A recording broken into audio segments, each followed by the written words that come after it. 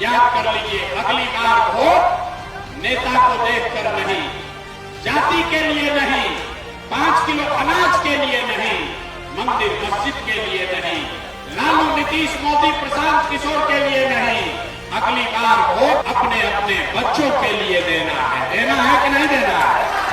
अपने अपने बच्चों के लिए देना है कि नहीं देना है?